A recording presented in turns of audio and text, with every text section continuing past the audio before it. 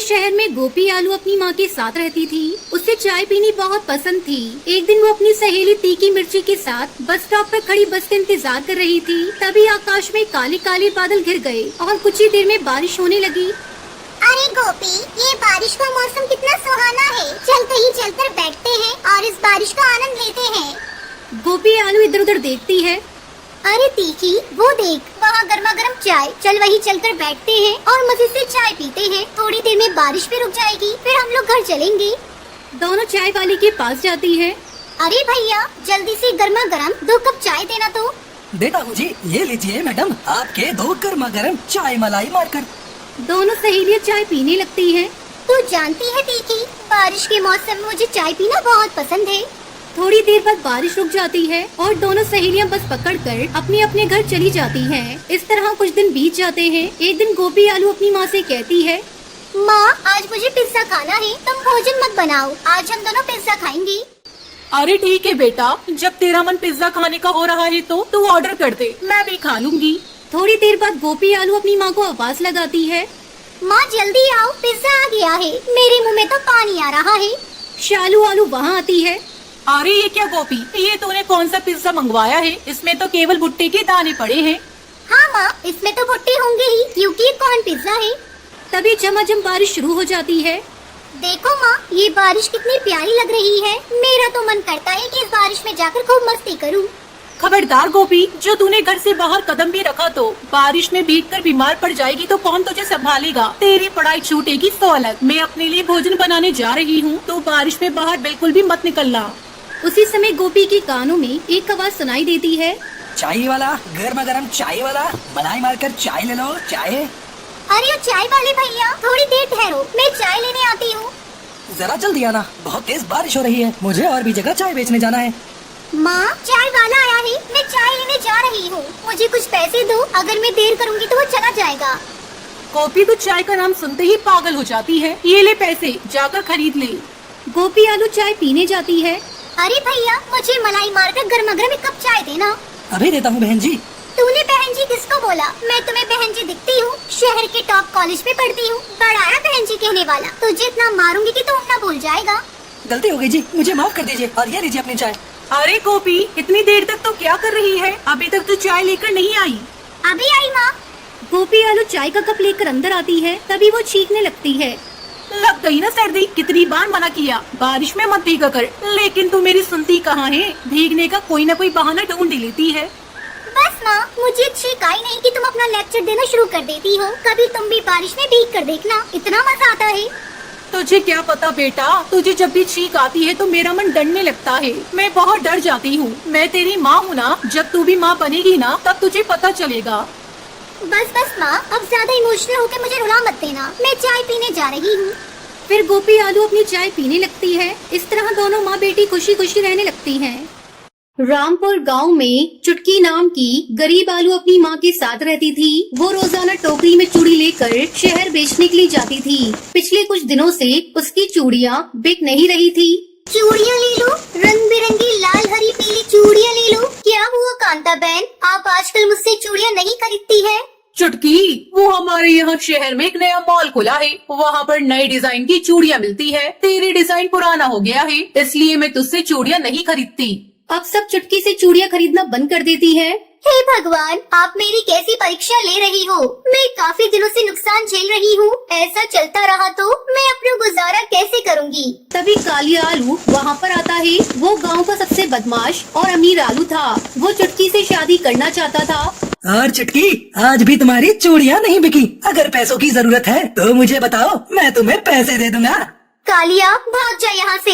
मैं तुझे बहुत अच्छे से जानती हूँ। तू बहुत ही बिगड़ा बदमाश आलू है। निकल नहीं तो चप्पल से मार के भगाऊंगी। चुटकी की आवाज सुनकर गांव के लोग वहाँ पर आ जाते हैं। वो कालिया आलू को बहुत मारते हैं। चुटकी, तूने मेरी बेइज्जती की है ना, मैं इसका बदला तुझसे जरूर लूंगा। अब ऐसे ही काफी दिन गुजर जाते हैं। अब चुटकी की माँ चुटकी का रिश्ता गोलू आलू के साथ तय कर देती है। तभी कालिया आलू वहाँ पर आता है। सुनो गोलू, तुम इस चुटकी से रिश्ता तोड़ दो, मैं तुम्हें पूरे 20 लाख रुपए दूंगा। ये सुनकर गोलू को लालच आ जाता है। वो चुटकी से रिश्ता तोड़कर पैसे लेकर वहाँ से चला जाता है।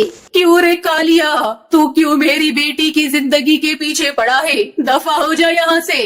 मैं चुटकी की जिंदगी को बर्बाद कर दूंगा। तू बस देखती जा आगे आगे मैं क्या करता हूँ। अगले दिन कालिया आलू चुटकी के मकान मालिक को घर लेकर आता है। चुटकी, तुमने मुझे 4 महीने से किराया नहीं दिया है, इसलिए अभी के अभी तुम मेरा घर खाली करो।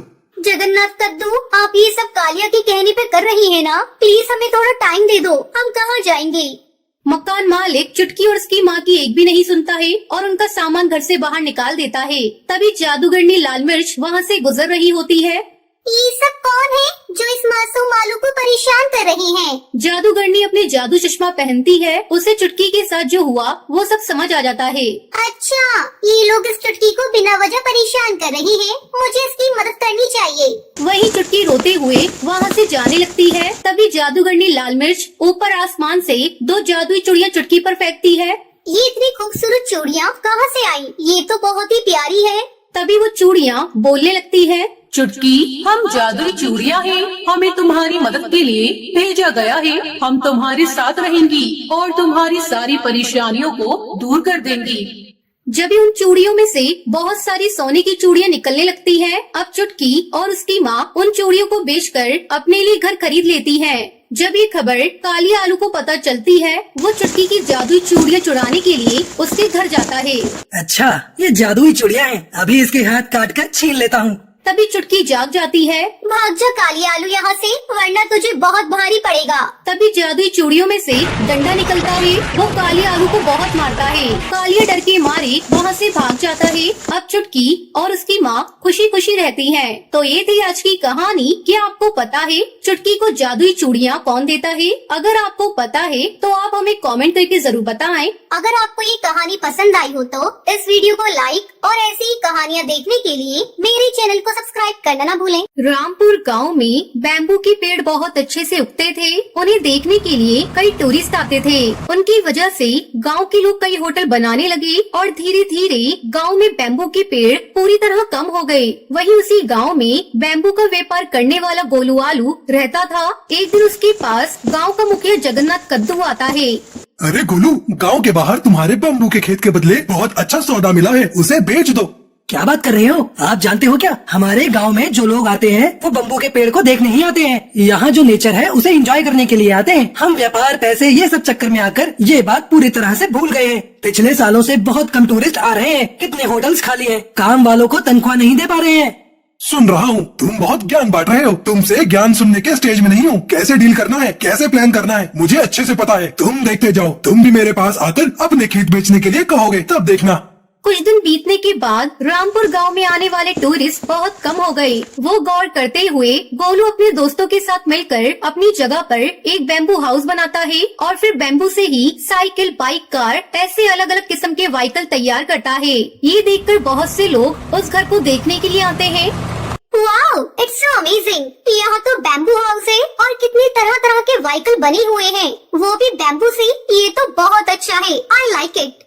अब गोलू के बैम्बू हाउस की वजह से टूरिस्ट की संख्या बढ़ जाती है। ये देखकर गांव के लोग जगन्नाथ कद्दू के साथ गोलू के पास आते हैं।